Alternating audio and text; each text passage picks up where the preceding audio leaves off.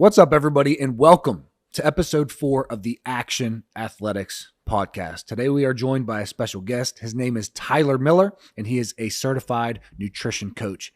And just before we started this podcast, Ty actually couldn't stop laughing. And I wanted to start this podcast off with a story about when I could not stop laughing. So, as you all probably know, Drew Hanlon is one of the best skills trainers out there. This summer, I went to see Drew Hanlon in Vegas. And Kevin and Ty, you guys know those moments when you know that you should not be laughing, but you can't stop laughing. So Drew Hanlon, we're in this high school gym, and everybody is in the stands of this high school gym. And we're learning about skills training and about basketball and about, sports performance. And Drew Hanlon asked for somebody to come down out of the stands. He needs a volunteer. So this guy raises his hand, I'll be a volunteer. So he calls him down. Drew Hanlon passes the dude the ball behind his back, throws like a behind the back pass to the dude. The dude is not looking. It hits him in his head and makes this noise, just boing. And everybody's laughing, right? Yeah. And then everybody stops laughing. And I cannot stop laughing. So I have my head like in my shirt, and I just keep replaying it over and over in my head. This dude just getting hit in the head with the ball. And then everyone just stops. Everybody's laughing. People are just like glancing over at me like, why is this dude still laughing? Wow. That's embarrassing, but I'm glad you told us that story because for the rest of the podcast, I'm going to make fun of you for that story. All right. So, yeah. Anyways, we are joined by Tyler Miller. He's a certified nutrition coach. He's here to answer all of your questions that you have and all of our questions that we have about nutrition and how it relates to sports performance. So how you can get the most optimal performance out of your body in regards to nutrition and what you put in your body and what you fuel your body with. So what we're actually going to do is, sadly, I'm going to let Kevin take over now, which I hate to do because I like to take control of this show. Believe it or not, Kevin is 50% of this podcast, but somehow I always do more work. I don't know how that is. Imagine that. But Kevin, go ahead. I'll let you take it from here, and then I'll jump back in a little bit later. Yeah, thanks for the awesome intro, Nate. I'll remember that next time you ask me to say something before you come on. Anyways, Ty, nice to see you, brother. I just have a quick, few questions for you. Basically, just like how you got started, things like that. It doesn't have to be super long, but again, there's just basic questions that I feel like the listeners out there would like to hear about you. Okay, so basically, the first question I have for you is, where did you start your journey, and kind of more specifically, when did you decide that, hey, this is what I wanted to do? Yep. First off, I want to just thank you for having me on the podcast. Excited to be here. Absolutely. I need to put out a disclaimer that I once played Nate one-on-one in basketball. Yeah. And I don't believe I scored a point. I was going to say there's no way that you won. I didn't score a single point. Okay. I think I was about 16. Nate was 18.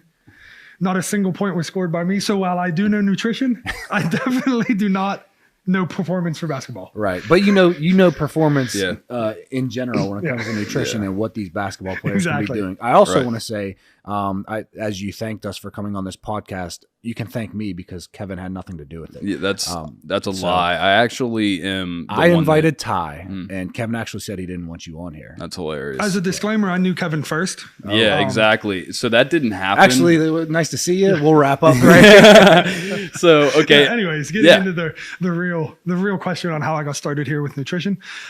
So dating back probably to really my whole life, I wrestled in high school. So that was kind of where my unhealthy journey personally with nutrition started. Of course, cutting weight, binge eating after matches, after cutting that weight. Yeah. And then going on when I was, I don't know, about 2021, I did my first bodybuilding show. Actually, Nate came with me out to, do you remember that? Yeah, absolutely. Nice. Over somewhere towards like Philadelphia. I mean, maybe Allentown. For that show, he came over. I remember I was cutting, not eating any food, and Nate decided it was a good time for him to get some Chipotle. So I watched Nate eat some Chipotle. Bro, isn't this good? Doesn't this look awesome? Yeah, it's awesome for Nate. Great. How's those egg whites? Right.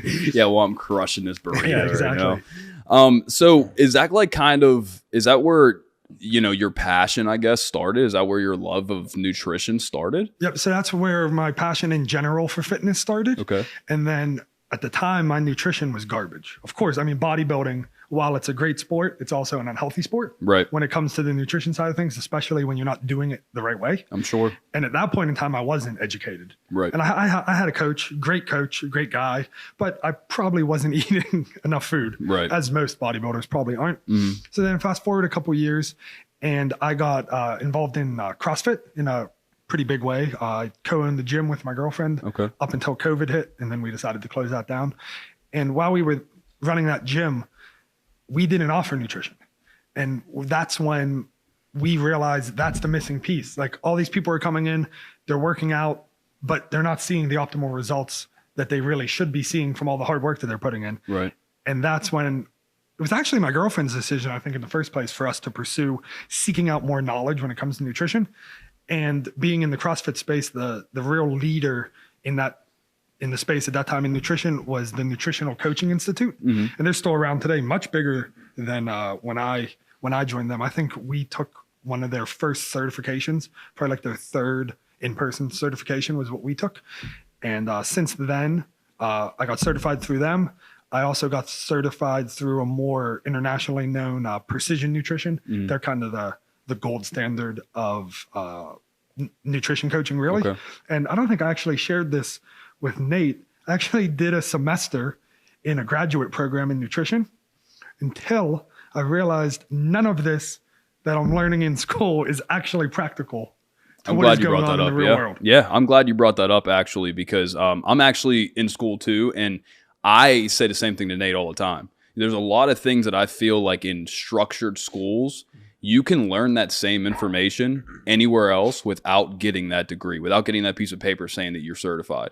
So is that where most of your info came from? I'm sorry, say it again. What was the correct term for the CrossFit nutrition? Or so CrossFit was, of course, the gym I owned was a CrossFit gym, but then it was the Nutritional Coaching Institute. Okay, and they're still around today, of course. Okay. They're huge now. They're probably a multi-million-dollar company now. Right.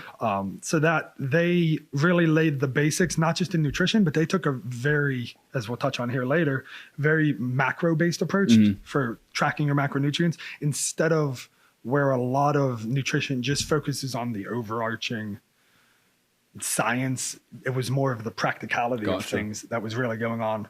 Wow. Okay. Interesting. That was actually going to be my next question. Where did you learn, most of your stuff at? So now that we kind of struck that off the agenda, I'll just ask kind of like my last, warm-up question is, what's your dream? Where are you going to take this to? Are you trying to, help as many people as you can, basically get it? So are you going to try to get as big as you can, or what's the end goal here? Yeah, of course. So really for me, I don't like managing others that like work for me. Okay. In a sense. So for me, I really think I wish with nutrition, it worked more kind of like how Nate has laid out his business, being able to help a large number of people. But for me, the one-on-one attention that I feel is needed in nutrition, it kind of limits it to just me unless I would choose to bring on more coaches, which honestly, just at this time in my life, at least, isn't something that I want. I hear you. And I'm simply happy with what I have. Right. Like, I live a good life. I'm not rolling in money. Right. I'm not impacting as many people as I wish I was. Right. But also I could work towards growing my social media to impact more people that way. Right. But when it comes to the business side of things, I really think, because I want to keep it more one-on-one, I think that it is going to limit the amount of people that I can impact. But then when I can have friends like Nate, who at least once a month comes to me with a nutrition question, that I can then help him in helping his people instead of only being limited with my people. Because as a single person, one-on-one coaching people, it is really limited. I'm sure. Yeah, no, I'm sure. As opposed to something like Nate, how Nate has his programs and then he can offer that back-end support, of course. Right. But Nate certainly coaches a lot more than 10, 15 people. Sure, but if you gave me 30 people to nutrition coach tomorrow, you'd blow up my life. Right. Well, I think it's a little bit different. I feel like looking from the outside in, it's obviously two different spectrums. I feel like, basically what you just told me is you care more about the people than you do the money, I feel like. And that's a great business model because, me and Nate talk about the same thing. I could definitely get behind that. And I'm glad that you shared that little bit with us. So thank you. I'm glad as well. And one thing I wanted to point out there is that not many people know this because I don't really say this, but I'll say it now. I coach about 200 athletes online. Ty is my nutrition coach for anybody out there. So when I brought him on because I trust him in doing my nutrition and my macros and coaching me with nutrition. So I know that by bringing him onto this podcast, he's just going to help a bunch of people out there, a bunch of our listeners in what they need to do to best, perform at their sports. So yeah, Ty is my nutrition coach. Just wanted to put that out there as well. Did you have anything else, Kevin? No, that was it. Just kind of wrapping up. Glad to have you on the show, man. Long time no see, and I can't wait to hear what you we did all go to high school together. Yeah, we did. Ty is also from Carrick, which is a neighborhood in Pittsburgh. Kevin always says Carrick like everybody in the world knows where Carrick is. Well, it's Pittsburgh. We're from Pittsburgh. Yeah, Pittsburgh. So can I take over, Kevin? Are you done? Yeah, go ahead. I'd love dude. to take the reins now. Before he does, so I'm gonna hand it over to Nate. I don't want to do this because I know that every time he gets on the mic, it's kind of boring. He gets into a lot of stuff that I know a lot of you probably don't understand. I'm gonna steal the mic, and I want to tell a story actually. Sure, go ahead, man. About Kevin. So I haven't seen. It's actually a really good story about Kevin. Please don't say anything. No, it's very heartwarming. All right. Actually. Yeah. And Nate's probably gonna hate that I give Kevin some props here. Oh, I am. So I haven't seen. I don't know the last time I saw Kevin. I probably haven't seen Kevin. Minimum of 5. It was before the Marines, though. It was like high school. Probably 10 years. I haven't seen Kevin. Yeah. We weren't. He got a little bit uglier actually. Yeah.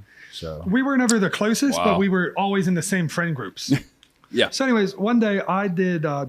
I do not wish to get into details whatsoever on what happened, but I did something not great and something rude and uncalled for. And I wasn't even, like I said, I was never that close with Kevin, but Kevin was with me and he heard about this. And he literally said to me, and we were probably 16, maybe even 15 at the time. And Kevin said to me, if you ever do something like that again, I'm going to punch you in the face. I don't care how big you are, and I will never speak to you again. What was it? I can tell you. Oh, that's right. We're going to have to talk about it afterwards. We'll talk about that I don't remember the exact. I'll tell you. We'll talk about it after because that's something I don't really I'm talk sorry. about. A past life. No, he was. Were you offended? No, not at all. Okay, all right. No, I'm giving you props. Okay, as well, a thank you. 15-year-old, okay. I did something that was wrong. Oh, all right. And Kevin. Okay. Well, thank you. And Kevin, at that time even, was mature enough to realize how wrong it was. Yeah. And I was bigger than Kevin at the time. You were? I was probably much bigger than Kevin. Yeah, absolutely. I'm pretty sure that's how he framed it. He basically said, I don't give an F how big you are. Yeah. But I just wanted to give props to the maturity of Kevin at the time. Thanks, man. Right. Because I appreciate it. On the way over here, I was just thinking, because I haven't seen Kevin in so long, and I was reminiscing of the past with Kevin. Yeah. Yeah, I remember that time, man. I remember that time. It was just a different time, and I feel like, man, I don't know. It was such a long time ago. I appreciate you sharing that. We're going to have to talk about it later in private. That is great. And I agree. Kevin did mature pretty quickly, probably because of his background. Yeah. But it's just really sad to see that Kevin has gotten less mature over the years. Kind of deteriorated, right, really. Yeah. So. At least I got, I don't know, I guess like more handsome, more cuter. I mean, look at Nate. He's aging like he look at his head, dude. Look how many gray hairs he has. You probably can't see it, but this morning I literally caught this man dyeing his hair back to his original hair color. I'm not joking. I'm joking, but seriously. So you just told this heartwarming story, and now Kevin's just spitting lies on. Anyways, we need to really get into the nitty gritty. Yeah, we do. As to what is actually going to help these people, because right now we're just BSing. We could have did this off camera, Kevin. This is your fault. You're right. All right. Okay, but anyways, hey, moving on to Nate's segment. I hate to do this to you guys, but you're gonna be bored for a little bit. Just hang in there, okay? Yeah. Yeah. Thanks for handing it over, Kevin. You're welcome. You're a real great guy.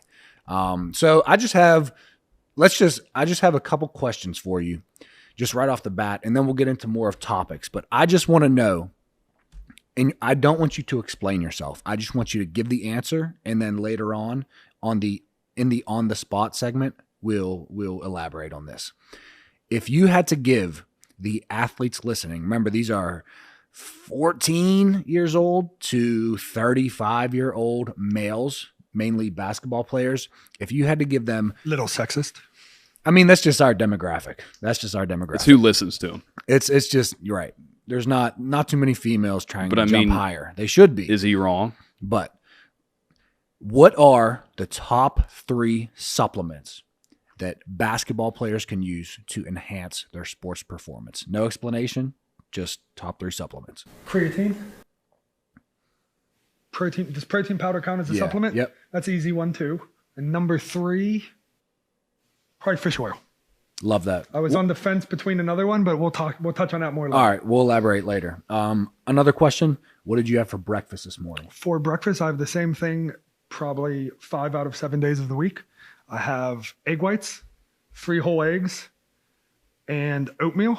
And then usually I'll have 2 slices of toast with butter and jelly, grass-fed butter, because I'm bougie. But this morning, because I was coming here, I cut the toast. I just had a ginormous bowl of oatmeal. Okay, love it. And on those other 2 days where you don't have that breakfast, wow, Nice. Can't Are go they wrong with like healthy pancakes. pancakes? They are healthy. Before this is a very important question right now. Before we get into the actual stuff that can help the athletes listening, this can actually help, because if they say the wrong answer, they're going to steer down the wrong path in life. Name your top 3. This is for both of you: pancakes, waffles, French toast. My answer, and the correct answer, is pancakes are the best. French toast is next. And then waffles is third. Sadly, Kevin probably thinks that waffles are the best. If the waffles are the best, the podcast is over. Yes. Kevin, what's your top 3? Waffles are easily second. I was about to cut the cameras off. Waffles are easily second. I've fallen back in love with pancakes, so I would have to put them in 1. Yeah. I'm going to be with Kevin here. Yeah, pancakes at 1. And that's only because, like, pancakes, you can do anything with. French toast, like, you can only put whatever, like, I don't know, whatever goes well with French toast. Dude, you can light it up with fruit, put some strawberry drizzle. I understand that you can do it with waffles too, but you can literally add anything you want to pancake batter, whip it up, put it on the stove, bam. I'm not disagreeing, because pancakes are number 1. Right. But, all right, let's really dive into it. Listeners out there, we're going to stop BSing. We're actually going to get into the nitty-gritty as to what can help you nutritionally reach your full potential as an athlete. So I want to talk about the topic of macros. Macros is a huge topic. I actually asked on my Instagram, what questions do you have for Ty? He's coming on the podcast. What's a macro? So many people asked about macros. So my first question is, should everyone count their macros? And specifically, should high school athletes count their macros? No. Okay, and why not? Why should kids? Is that a legit answer? No. That's a legit answer. Yeah. Why should kids not count their macros? So, disclaimer, Wait. Explain what macros are. Oh, of course. Please. Yeah, please. I mean, 'Cause I Kevin- thought you heard me. I said We forget that Kevin doesn't lift. Kevin doesn't work Right. out. Kevin So- doesn't know what a protein, fat, or carbohydrate, or even a calorie So is. listen, I'm a 14-year-old girl listening to his podcast. The single one. Yeah. I'm not going to use my girl voice because I feel like that'll just become a meme. So Yeah. I'm just going to say, what's a macro? Yep. So macro or macronutrients are the proteins, the carbs, and the fats that make up your calories. So in counting or in understanding your macros, you also count and understand your calories, that is. So your proteins, of course, are your chickens, fish, protein shake, of course. Your carbs are your breads, pastas, rices, oatmeals. Your fats are, well, fats and eggs, of course, as well, but are avocados, almonds, any nuts, butter. And then when you put those all together, those, of course, make up your calories. So just so we can all be on the same page here very quickly, your 1 gram of protein is 4 calories. 1 gram of carbohydrates is 4 calories. And 1 gram of fat is the oddball. It's 9 calories. So really, the only important thing there to notice is 1 gram of fat is more than double 1 gram of carb or protein. So that means it's more nutrient dense. So when we'll talk about actual macronutrient numbers later, you'll see you might eat something like 200 grams of protein, but you're then only going to eat maybe 70 grams of fat. And that isn't because fat is less important. It's not. It's because fat is more than double the actual nutrients of protein and carb. And then when it comes to putting together a macronutrient plan, which is what I do with 90% of the people I work with, Nate included. With me. Yep.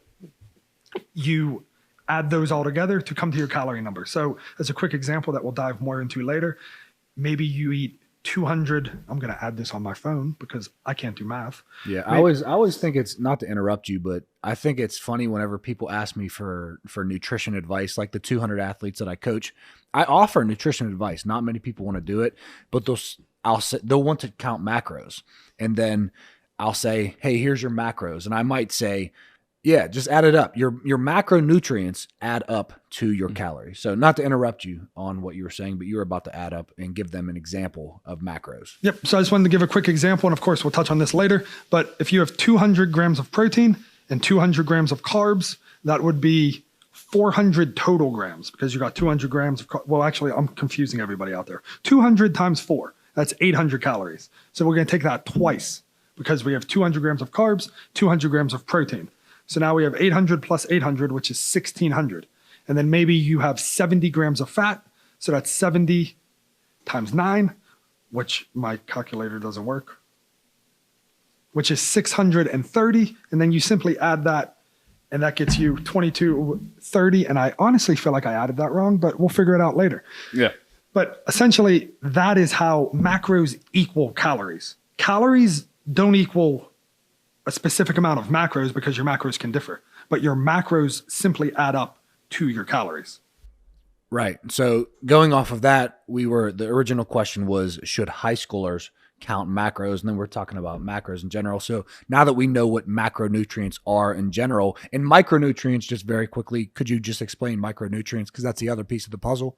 Of course. So your micronutrients are simply your vitamins and minerals. So when it comes to a micronutrient dense food, it's pretty much a bowl of pasta versus an apple.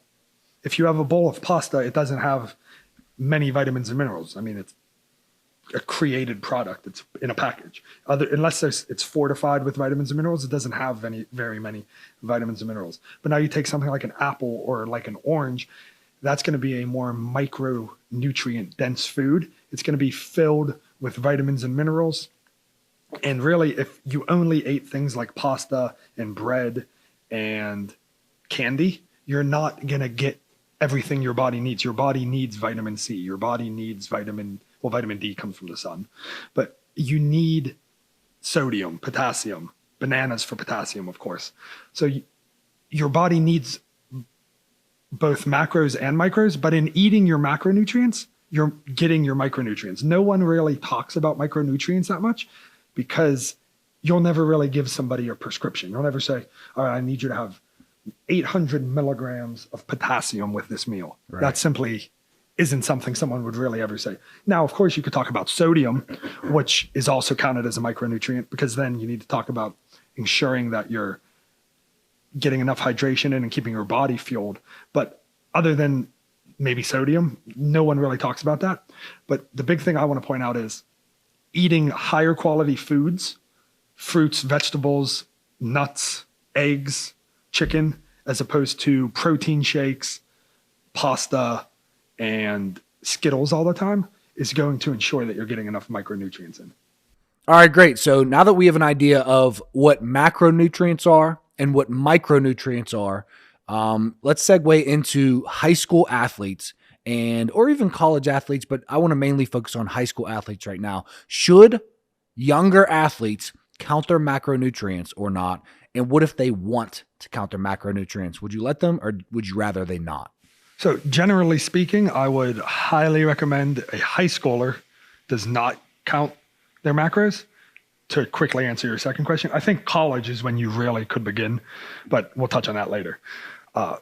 In general, I just think it's kind of too hard for a high schooler, first off. And then second off, the real reason that I'm very opposed to a high schooler tracking their macros and counting their macros is that I just don't think it's a healthy mental practice for someone at that age.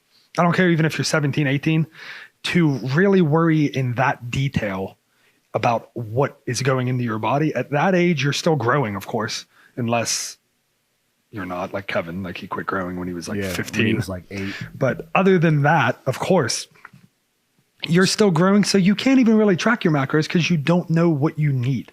If on Monday you were 5'11", and then suddenly you're 6'2" on Tuesday, but more realistically next year, you're now 6'2", you have completely different macros because your macros are calculated, as we'll touch on later, through your body weight, your height, and your age. And quite frankly, if you look at any of the macro calculators out there, they don't even allow you to put an age under 18 because it simply doesn't work. That being said, I think every high schooler can benefit from having an understanding of macros and knowing what they're putting in. And potentially, if you care that much, I would not care that much at that age, but if you care that much, you can kind of track your protein because that is going to be the most important. And at 15, 16, 17, even 18, most high schoolers, I would say, are not getting enough protein. I'm really glad you said that because most basketball players in general, high schoolers, but basketball players are infamous for this. They don't get enough protein. And I completely agree with what you said. And what I want to ask for you is that if they are not counting their macros, what should they do instead? Should they follow, sound principles? Should they count for 2 weeks just to see what they are putting in their body, and then go off of that and just follow, those sound principles? What should you do instead of counting your macros as a high schooler? So I would recommend to just follow a set of principles, and that is in each meal that you consume, make sure that you're eating a protein, a carb, and a fat. I know it sounds basic. I know it sounds boring, and it's not really exciting for me to say on the podcast, but for someone that age, that's going to be the most practical way to go about it. If you're listening, think about what you had for breakfast today. You probably didn't have a protein, a carb, and a fat. Maybe you had a Pop-Tart. Maybe you had what's the thing called you put in the toaster? Toaster strudel? A toaster strudel. I know Nate. Fire. That's probably what Kevin had. Fire. Yeah, because I have kids at home. So for all you parents out there, which there's probably not a lot out there listening to this podcast. There's definitely some. Right. And I appreciate y'all for coming out. Yeah, but Shout they out. also don't eat toaster strudels for breakfast like you do. Bro, what do you mean? That's Please why you shout stopped out in growing the at 8. comments, bro, and let me know, you parents out there, what you're eating for breakfast, okay? First of all, I don't eat toaster strudels. Second of all, I do fire on some Pop-Tarts. I bet you do. That's all I'm going to say. Moving on. So seriously, think about what you ate for breakfast today. Did you have eggs, oatmeal, and maybe a little bit of peanut butter in your oatmeal? Or did you have literally a Pop-Tart? Did you have a granola bar? Did you eat breakfast? Did you have? Can I ask you something? Most kids skip breakfast. Yeah. Can I ask you something? Yep. So I'm one of those avid skippers of breakfast until I started doing this with Nate and waking up at a set time and this, that, and the other. I had a schedule. So I'm going to tell you real quick what I have every single morning. Tell me if it's okay. Okay? No, please. I'm serious. No, this is legit. Okay. We'll keep it real. Every single morning. So I drink a coffee alternative, meaning it's called mud tea. water. No, mud water. And it's legitimately got all this stuff in it. You can look it up, whatever. It has, caffeine from green tea. So that's how it gets its caffeine. But it basically kind of tastes like cinnamon-ish. It doesn't really matter. Point is, put a scoop of that in there. Throw some ice. This is kind of like a milkshake-ish type deal. Think smoothie. Throw some ice, some whole milk, because I love whole milk. I understand that a lot of people like almond milk, whatever. But whole milk, I put a little bit of honey in there for sweetening. I put a whole banana in there, and then I put a scoop of peanut butter. Yay or nay? Can we get some protein? Yeah, but I'm not really I usually get my protein from my snack at lunch. Other than the lack of protein? Okay. That actually sounds great. You would say add just a scoop or something? A scoop of protein is fine. Or if you really don't, it sounds like you don't want to eat. It's not that I don't want to eat. I'm not very active right now. I'm in school. I'm doing editing and stuff. I'm just not an active person right now. So I'm not burning a lot of calories. So I don't mind. It's actually I thought it was going to be worse than this. I thought you were going to tell me you're eating Pop-Tarts. See, you look, imagine. So no, that's actually pretty good, but you are missing the protein. And first thing in the morning is one of the best times for you to get some protein in your system. Okay. If you're not willing to add some protein, yeah, I'm willing. I would have maybe some BCAAs there. Okay. All right. Fair enough. And I just wanted to ask that question because, again, You know, Nate tries to flame me for eating Pop-Tarts, but I literally just told him like 2 weeks ago what I was only drinking. eat one a day. What? One Pop-Tart a day. Well, I mean, you know, sometimes I'll get a little crazy too, you know, but it just depends on how many Pop-Tarts are left after the kids got to them. You know what I mean? No, in all realness, that is better than 80% of America. Okay. All right. Thank you. And I mean, that's just very simple.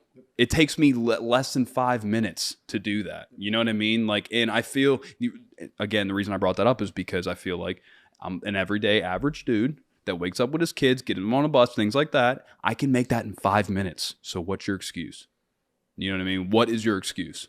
That's what I was curious to say. That's all. That's it. Cool. And I agree. And I'm glad you said that. And didn't I tell you that was a decent shake in the morning? You did, but then you just tried didn't to believe flame me. me for Pop-Tarts and toaster strudels like I'm eating that stuff every morning. All right, I get it. So we just talked about high schoolers and macronutrients and how they should probably follow sound principles. The number one sound principle being make sure that you get a protein, a carbohydrate, and a fat in each one of your meals. How many meals should a high schooler generally be eating a day? So I actually don't think a high schooler differs much from the general population. And I would go 3 meals, and really dinner is going to be whatever your parents are making you.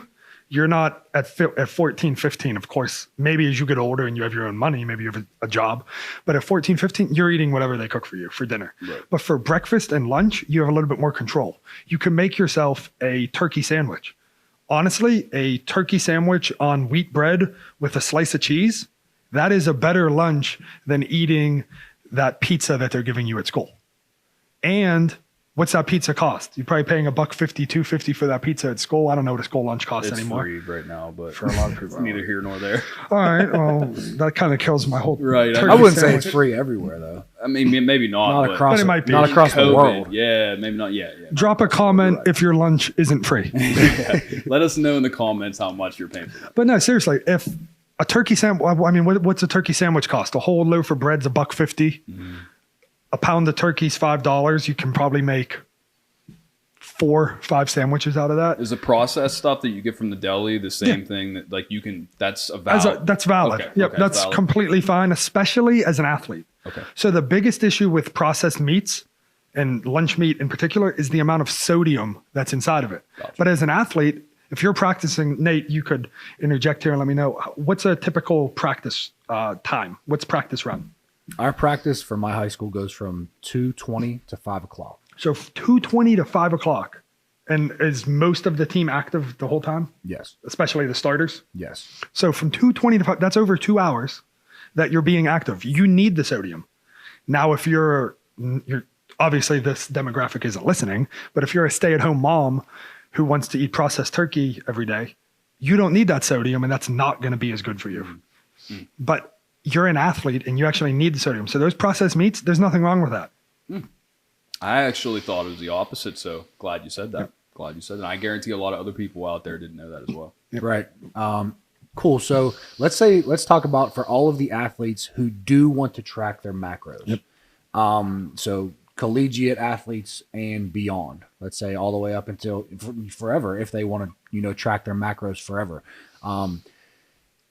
Do you think that you can be as accurate without counting your macros as if you do count your macros? Because for me, you give me a set amount of proteins, fats, and carbs that I hit every day. If you didn't give me that amount, I would try to eyeball everything and get what I think my body needs, but I probably wouldn't be as accurate. Do you think that you can optimize your performance as an athlete without counting those macros for college athletes and beyond? Or do you think that counting your macros is the more optimal thing to do?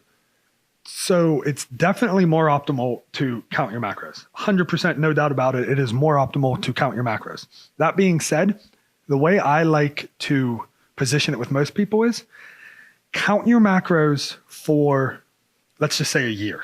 Really, it doesn't even need to be that long. Once you've counted your macros for a year, if you eat a lot of the same foods, you can know what you're doing. If you eat the same breakfast, if you eat the same lunch, and then if you have variety in your dinners and your snacks, you don't need to count your macros long term. However, if you're somebody who wants to eat out, maybe you want to eat Chipotle, maybe you want to eat Chick-fil-A, or if you're someone that's on the go more. So a college athlete, for instance, when you're traveling, you probably don't have that much control over what you're eating.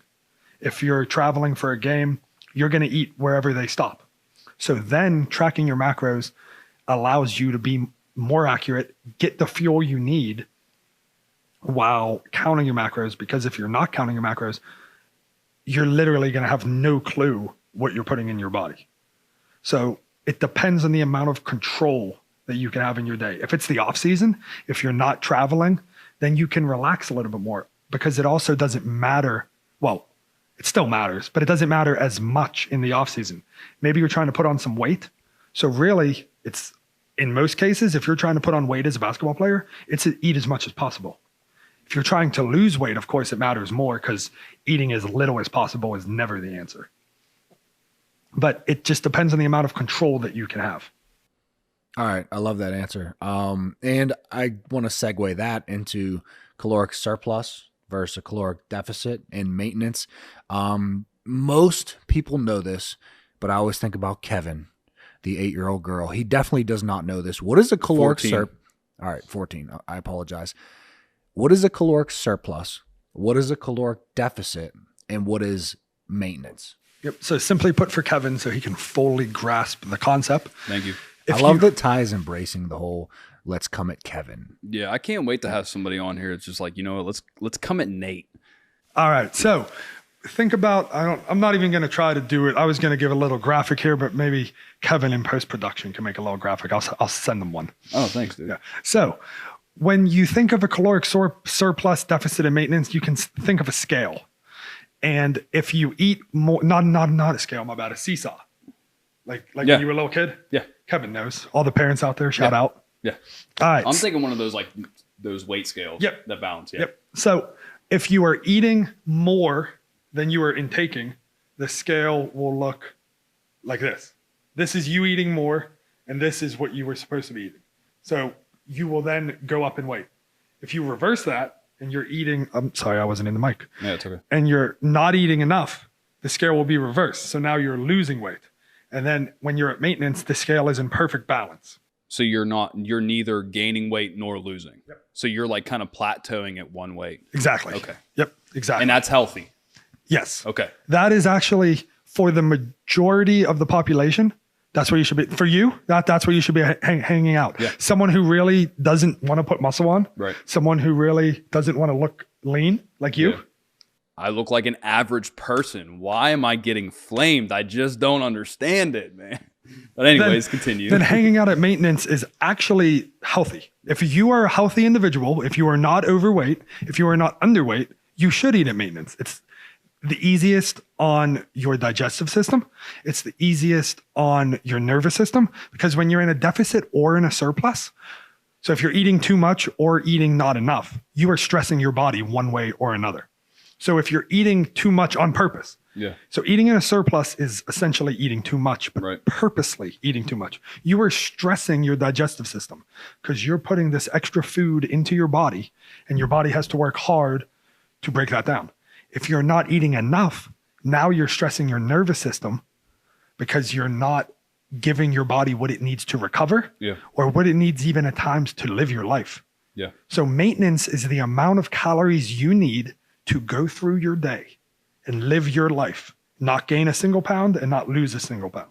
That's the amount of calories you need. So if you eat less than that, you're stressing yourself. Right. Can I attest to that real quick? Do you mind if I step in and attest to that? So I can actually confirm that 100% without even knowing that knowledge, because prior to me really regulating my life, regulating my sleep, regulating, how much time I spent working, school, this, that, and the other.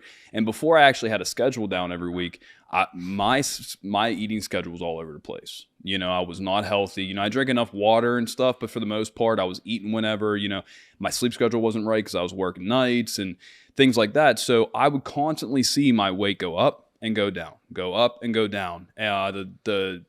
Basically the skinniest that I've ever been, or the less weight that I've ever been since 18, since, getting out of the Marines and stuff and having children, is basically 185. Right now I'm plateauing around 195 because I realized that I was losing extremely way too many weight, and I needed to kind of like get to the point to where, like you said, I'm not gaining weight nor losing weight. And again, I didn't know that.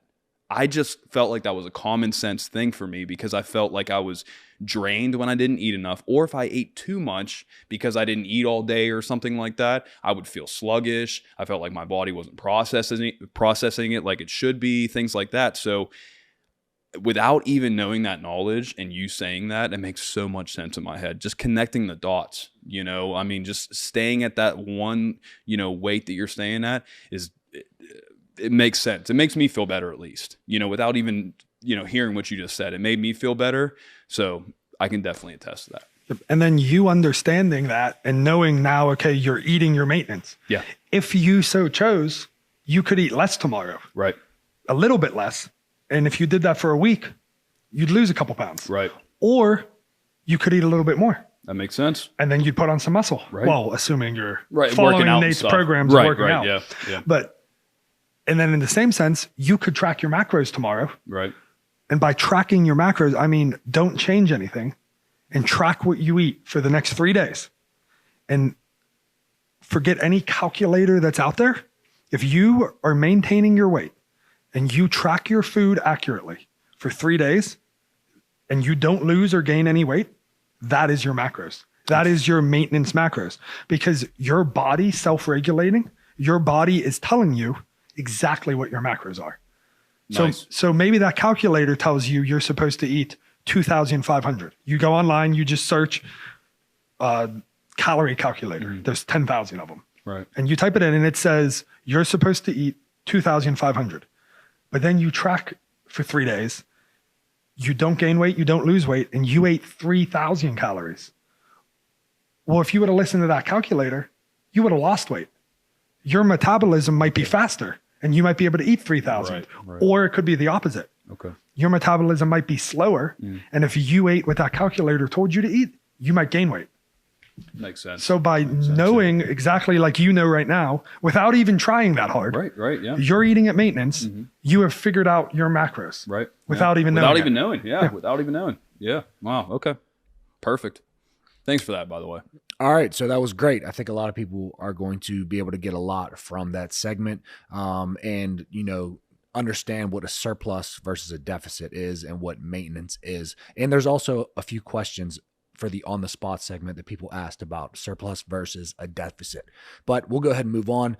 The next topic I want to talk about, and I'm going to throw a lot at you, but I want to talk about meal timing before and after games and before and after workouts. So I know that they're going to be somewhat similar, but what should basketball players be eating before practices and before games? So I was looking forward to this segment because I really wanted to touch on how I mentioned earlier about the micronutrients of things. But before games, we're talking about before games here? Before games and practices, not workouts. Yep. Yeah. Games and practices. Yep. So before games and practices, the more important thing than the quality of the food. So by quality, I mean eating things that are quote unquote healthier for you. The quality is less important before games and practices than it is throughout the day. That meaning that's a time to eat something like a bagel or even something like some Skittles, something faster digesting, something that's going to get into your body quicker. There's things that might be optimal for your health, like eating whole bread versus eating white bread. But right before a game, not right before a game, an hour before a game, you don't really want wheat bread because wheat bread is going to be slower digesting. You don't really want oatmeal because oatmeal is going to be slower digesting. You want a quick hit of energy. So maybe you want something instead like a bagel with a very small amount of peanut butter because you don't want those fats. Fats are slower digesting. I probably should have mentioned that in the macronutrient section, but fats are much slower digesting. Sugars are the fastest digesting. And then white bread and white carbohydrates are medium digesting. And then whole grains, brown rice, things of that nature are a little slower digesting. So before your games and before your practices, You want fast digesting. So back to what I was saying, a bagel, a little bit of peanut butter, maybe put a banana on top, a little bit of honey on top. If you're in a hurry, a pack of Skittles.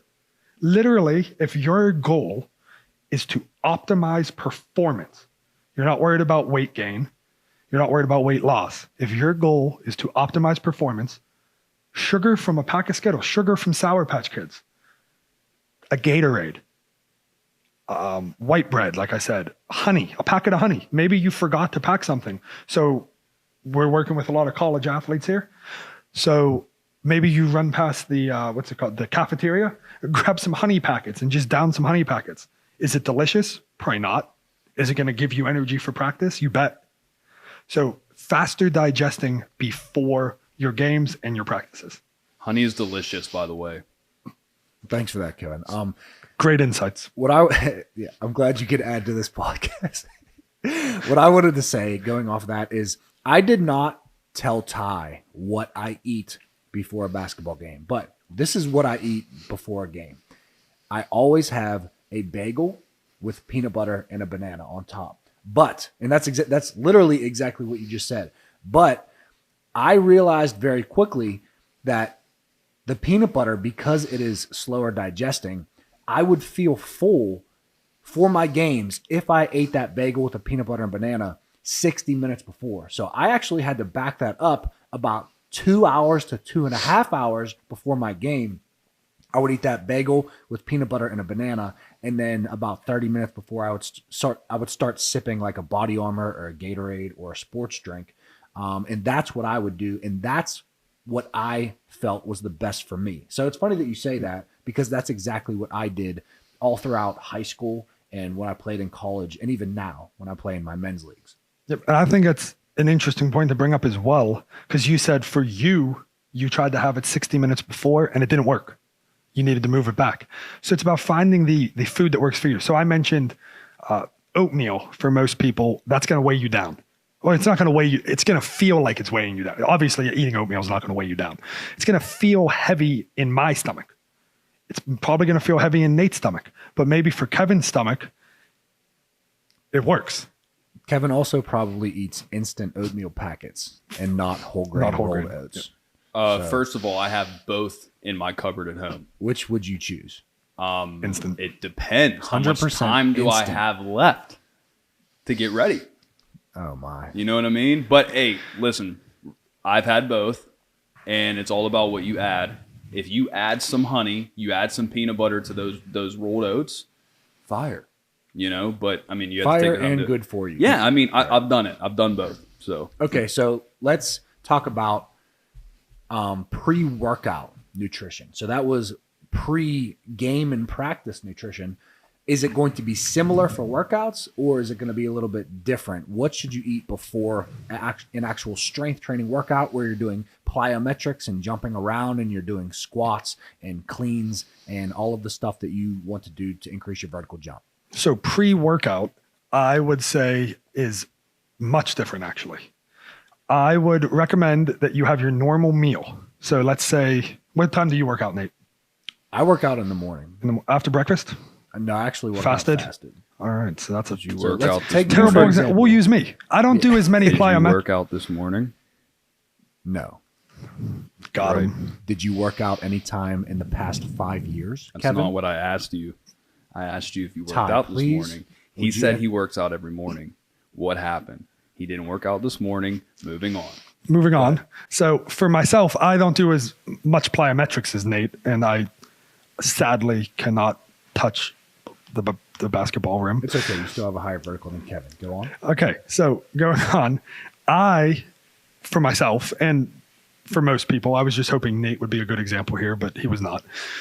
I have my meal about 2.5 hours before I train. So I'll have my meal, say I'm going to train at 1 o'clock.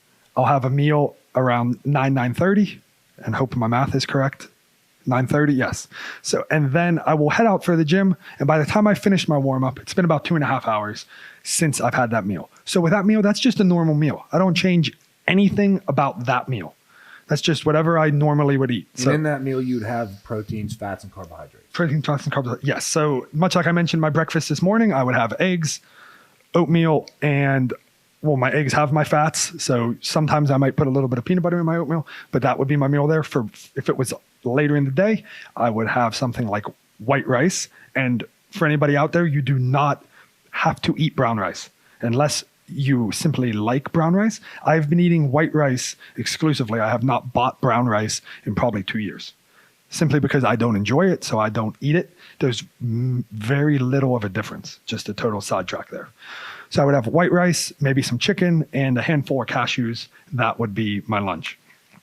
But then right before your strength training session, again, this is to optimize performance. We're not worried about weight gain or weight loss right here. However, this works for weight gain as well. For weight loss, not so much. Then you need some fast digesting carbohydrates within 30 minutes of that session. So for me, I use a supplement powder, which is, I use something like Ignition from First Form. Which is a carbohydrate formula. Yes, a fast digesting carbohydrate, but a Gatorade or Body Armor, like Nate mentioned, would do the same thing. Something fast digesting to give you that immediate energy. Because correct me if I'm wrong, I believe most performance-based strength sessions, when it comes to things, how Nate programs, one of the first things you're going to do is your plyometrics. Right. So you need that fast energy because 3, 2, 1, your workout started, you're getting right into it. So you need that energy because once you've gone through those plyometrics, then you go into your strength, right? Or power. You also have power and then strength. So you've got a lot of things going on before you get to maybe your heavy back squats for the day. So you need to make sure you have that immediate fuel. So you have that immediate fuel to get you through your plyometrics and to get you through your power movement for the day. And then you have your longer term fuel still in the reserve there from that meal that you ate. Or if you train fasted like Nate, you have that reserve from the night before. So for Nate, actually, and for anybody who trains fasted first thing in the morning, your meal before bed is actually your pre-workout meal. So ensuring that that is a big meal is going to be key there as well. You don't want to eat a little dinner and then train first thing in the morning because you're not going to have any energy in your reserves. Right. So if you train fasted, make sure that that meal before bed or at night is a very adequate meal. That's going to be your pre-workout meal for the workout the next morning. Exactly. All right. So I have a question actually about that real quick. So what can you explain to people real quick? I don't even know if you know the answer to this, but if you do, what can you explain to people what happens to the food that sits inside of your stomach while you're sleeping? You know, is it lying in there doing, what is your body doing? I mean, is it waiting until you wake up to process that food? I mean, say you eat an hour before bed, right? Anything, whatever it is, you just eat it. It doesn't have to be dinner, whatever you eat, it's an hour before bed, you go to sleep. What happens to that food? Yep. So without being too scientific, because I don't like to keep things scientific, and I don't like to think of myself as that smart anyways. Okay. So when you sleep, your body is doing two things. One, it is repairing itself. So whatever you put in your body throughout the entire day, not just before bed, your body is repairing the tendons, your muscle fibers that you tore during training. Mm-hmm. And that is why when you go to bed, maybe you're not sore. But then when you wake up in the morning after leg day, you can't even walk. Right. That's because your body, you tore all your muscle fibers. And as you were sleeping, your body put those back together. And it literally repaired your muscle fibers. So now they're tight because they were literally apart. And your body repaired as you were sleeping. And now they're tight and back together. You're not sore because you're sore. You're sore because your body repaired itself. And now you have to re-break down those muscle fibers. Because every time, and I'm sure Nate has talked about this before, every time you train, you are literally breaking down muscle fibers. Right. You're, in a sense, you're ripping your muscles. Now, it's a good thing. Right, yeah. But so it's repaired itself. So that's the first thing that's happening. But the second thing that's happening, all night you are digesting your food. And that's why when you wake up, or when I wake up, I usually have to use the bathroom. Yeah. You always have to pee. Right. But most people, I would think, have to also right. use the bathroom. I think we all can understand what he's trying to say. Yep. So when you both processes, urination and pooping, right, that's from your body digesting your food. So as you sleep, your food is digesting all night long. That is also why sleep is so important for those two senses. In one sense, your body is literally digesting your food. So if you're not sleeping enough, you're not digesting your food as well. And if you're not sleeping enough, your body doesn't have enough time to recover those muscle fibers either. Okay. Very well said. The reason I ask that is because I usually, like I said, I don't eat in the morning. I eat a very big dinner, usually 2 hours before I go to bed. And I feel like A, it helps me sleep because I have a full stomach. And B, it's not like I'm eating and then going to bed. You know, I eat 2 hours before I go to bed and then, you know, start my bed routine and then I go to sleep. The reason I was asking is because I felt like I was told once upon a time, I know somewhere along the lines, that it is not healthy to eat a big dinner, that it is healthy to eat a big breakfast. Is there any difference? Or, I mean, could you, like, is it okay to eat a big dinner if that's what you decide to do? And then, you know, as long as you're burning it in the morning, I mean, what would you say? I mean, what would you recommend? Is that okay? Yep. So at the end of the day, it really doesn't matter that much. Okay. At the end of the day, what matters is your total caloric intake. Gotcha. Okay. But that being said, the reason so many people are hard on eating a big breakfast is actually not from a scientific standpoint. And if it is from a scientific standpoint, I can probably find you this different science that says otherwise. Gotcha. Because there's two sides of every piece of science. Sure, yeah. For everything out there. You could find the study on anything you want. Right. But the reason is that the understanding over time in the past was that if you eat a big breakfast, you start your day right. Right. But if you're willing to have self-control, or if you do have self-control, then it really doesn't matter as much. Gotcha. The reason behind the big breakfast is that you start your day full and then you go to work or you go to school. I guess it doesn't matter as much you go into school. You're limited on what you can eat anyways. Yeah. But then you go to work and now 12 o'clock rolls around and you're starving. Well, because you didn't eat a big breakfast. Well, if you're willing to make a good choice and maybe you packed your lunch, then that's fine. Right. But if you don't have the willpower to control yourself and you're going to go to McDonald's or Chick-fil-A or Chipotle, Nate, then you... Not McDonald's. I haven't had McDonald's in 10 years. Kevin probably. That's actually a lie. I guarantee you I can go back in my pictures right now and find a picture of Nate eating McDonald's. You can't. The last time I had McDonald's, I was 21 years old and I was in Las Vegas. This man used to eat Big Macs before he drank because he thought that they would make him more sober. How old was I? Bro, I don't remember. How 21. Old were you? So you might be right. Anyways, I was just curious because, like I said, you know, it was one of those like not conspiracy things, but, you know, something I was taught growing up. Yeah, it was a myth. It was a myth. And, you know, it was just one of those things I was curious to know. But that makes sense. So what you're saying is if you don't eat a breakfast, if you want to fast, that's okay. But at least try to make a healthy decision around lunchtime. Yep, exactly. Okay. That's where that comes from. As long as you can exhibit self-control and make a good decision later, that's where that comes from. Okay. And really, as I said, there's science for anything now. You can find an article on really whatever you want to defend your case. Gotcha. Well, thank you. All right, great. So we talked about pre-workout nutrition. We talked about pre-game and pre-practice nutrition. What should athletes be eating after workouts and after games? Or I should say, what should they be consuming? Yep. So I would say two different topics here, really. So after games, I would lean heavily towards carbohydrates immediately following that game and then a meal. So that means maybe some more Gatorade. And you see, I'm really pushing the Gatorade here because what post-workout is about, I know we've all heard about the anabolic window. Well, yes, that is true in a sense. But more importantly than the anabolic window is simply starting the recovery process. So when you're training or when you're either working out, practicing, or in a game, your body is in attack mode.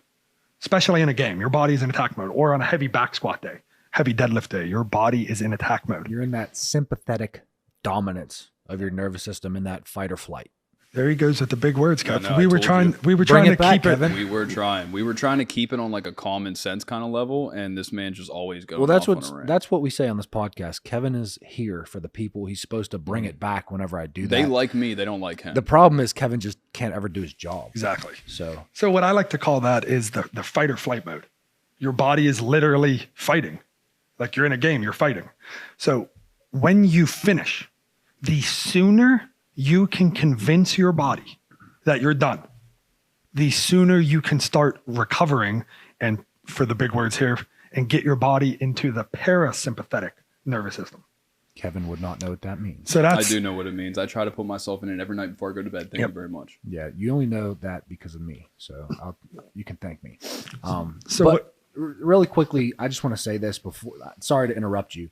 However, of the athletes that I coach online, Kevin can attest to this because he literally creates my programs. In every single program that I have created, the last thing on the list, the last exercise, if you want to call it an exercise, is breathing and visualization. And everyone skips it. Everybody skips this. And this is the number one thing that you need to do after a workout, after that attack mode, after that fight or flight, to get back into that parasympathetic dominance. You need to relax and teach your body, show your body that you want to be in that rest and digest. Sorry to interrupt you. I just wanted to say that if you are out there and you are on one of our programs or on one of PJF's programs, he has this in his programs too, and you don't do your deep breathing or your light stretching or you're relaxing after your workout, you are missing out because you are not shifting into that recovery mode as fast as I am. And how long does it take to relax? I mean, you can do it in 5 minutes. Exactly. So you might as well just do it. Somebody commented on one of my videos on that breathing and visualization video. Yeah. He said, "Oh man, I fell asleep." That's good. Yeah, if literally. you fell asleep, you That's literally perfect. shifted into parasympathetic. Literally. I'm not mad at that. So Right. sorry to interrupt you. You were talking about. Yep, I got you. Okay. So following up on that real quick, that is the most important thing, really. It doesn't matter how hard you work if you can't recover. Yes, you might work harder.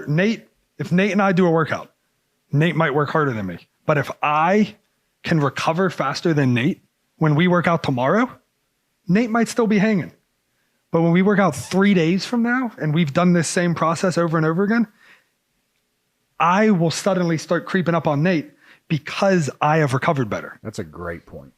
So over the scheme of your entire life, or really just your athletic career, if you can recover faster than the person next to you and the person on the other team, you will surpass them. It doesn't matter if in one workout somebody works harder. If they can't recover, then over the scheme of 20 workouts, 50 workouts, you will pass them simply from recovering better, and it takes no effort. I love that. So following up on how do we do that with nutrition? Well, that's exactly what I was saying with, it's not about getting those gains and your body's going to digest your protein faster right after your workout. It is to an extent, but that's not the most important thing. The most important thing is to give it, not only get that relaxation like Nate mentioned, but give it the nutrients that it needs to get to that relaxation. I'm sorry. I don't mean to keep interrupting you, but before I do my deep breathing and visualization, I normally drink a protein shake and have some simple fast-acting carbohydrates. So I do that before I lay down to breathe so that I'm doing both, at the same time. I would actually flip that. Yeah. I would relax first and then have your shake. You can make your shake so that as soon as you're done relaxing, you have your shake. But the reason being is your body actually digests food easier in a relaxed state. So I would actually recommend that you flip that. Yeah. Okay. Yeah. You should have known that. Kevin, this is going to be You Kevin's should have favorite. known that. You should have known that. Well, guess what? I didn't. And just like Okay. everybody else out there, I'm still learning. And I'm not PJF yet, right? I'm not a walking research study. I don't know everything yet. I'm still learning with everybody else. So thank you for that, Ty. And I don't know as much as Ty about nutrition. That's why we have him on here, Kevin. I cannot with the way you say my name Kevin. every single time. I just know it's coming because I look at his stupid face and I could just see. This is the face he makes. You can't see it in the podcast, but he goes, Kevin. Anyways. All right. So that being said, what does this look like then from a nutritional standpoint? So 2 parts. When we're looking at games and we're looking at practices, carbohydrates matter more than proteins after that.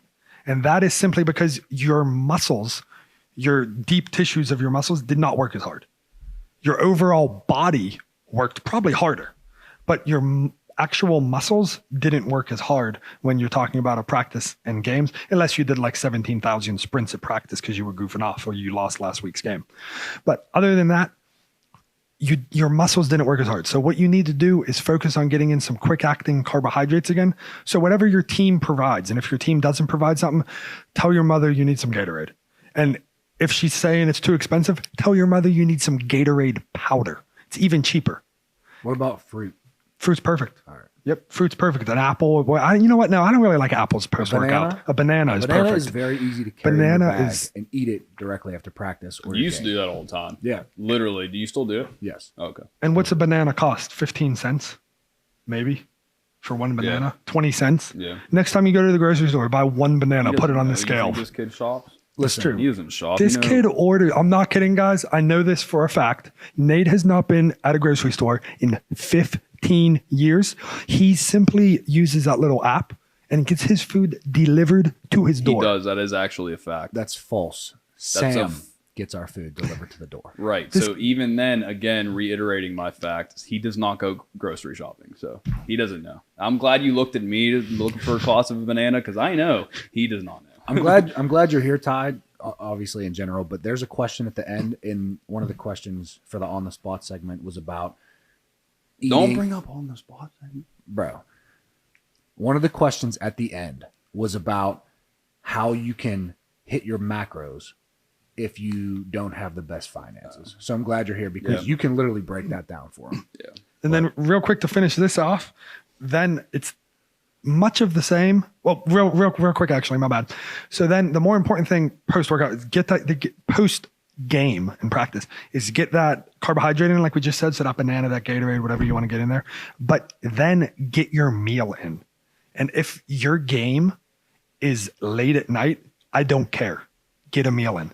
You cannot do a basketball game or a basketball practice, eat a banana, and go to bed. I'm sorry, but you will not recover.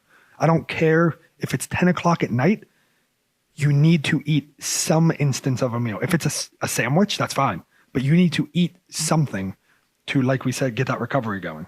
Let's say we have a 3 o'clock game. It ends at 5.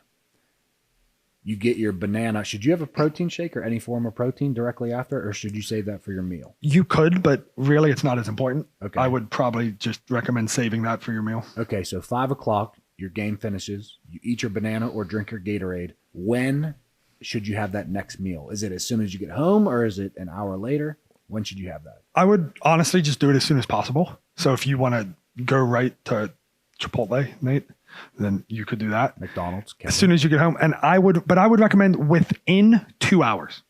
If somehow you can't, it's not the end of the world.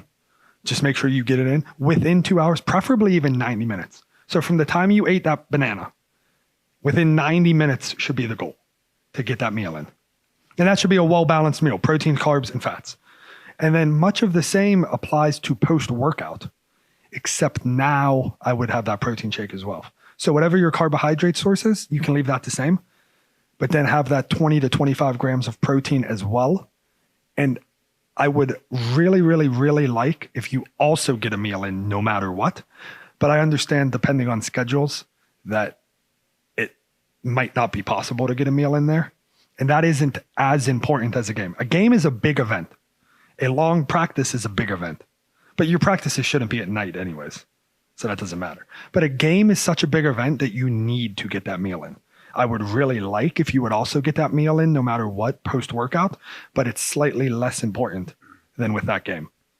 So why is it more important? I know this answer, but Kevin obviously does not. Why is it more important to get your protein or your protein shake after a workout as opposed to after a game? It's still important in both situations, but it's more important after a workout. Why is that? So after a workout, your actual muscles have done more work than when you were in the game. It was actually more endurance based. Of course, you're shooting, stealing the ball, jumping, and et cetera, et cetera. But in a workout, your muscles have literally, as we were saying earlier, broken themselves down. And after a workout, they're essentially starving for that protein to start that recovery process. So that is where that protein shake comes in. And it's, as I mentioned, it's not as important as simply stopping that sympathetic nervous system, but it literally will uptake that protein directly to your muscles a little bit faster. All right, so this is my very last question before we move on to the on-the-spot segment. And this is not so much a myth, but I want to know if there is truth to this and what your opinion is on this. Should athletes be getting 1 gram of protein per pound of body weight? Should they be getting more than that? Can they get a little bit less than that? What is the number? Because we already said that basketball players and most people in general are not getting enough protein. How much protein should they be getting per day? So you and I actually tend to disagree on this one, I know. I typically recommend less than 1 gram per pound of body weight. And this is something I know you always gave me a lot of pushback on. And this, much of my knowledge around why I believe in this comes from Dr. Lane Norton. You can look him up on Instagram. He's probably one of, if not the leading source of actual practical scientific nutrition information. And he tends to recommend, and this is a little harder to figure out, and I think it's why people don't recommend it. He recommends, and therefore I recommend, because he is much, much, much smarter than I, 1 gram per pound of lean body mass. So let's say you weigh 200 pounds, but you're 15% body fat. So I'm going to put that in real quick. Again, you weigh 200 pounds, you're 15% body fat. So do it backwards. 100% minus 15 equals 85. So you take 0.85 multiplied by that 200, and that gets you 170. So if you are 15% body fat, you need 170 grams of protein. And I know what you're wondering now is, well, I don't know what my body fat percentage is. Be honest with yourself and Google body fat percentage photographs. And there's photos of people who were tested, and it shows you what these people look like and what their body fat percentage is. Then go in the mirror, and if you are fat, be honest with yourself. If you are skinny, be honest with yourself, and pick which one looks most like you.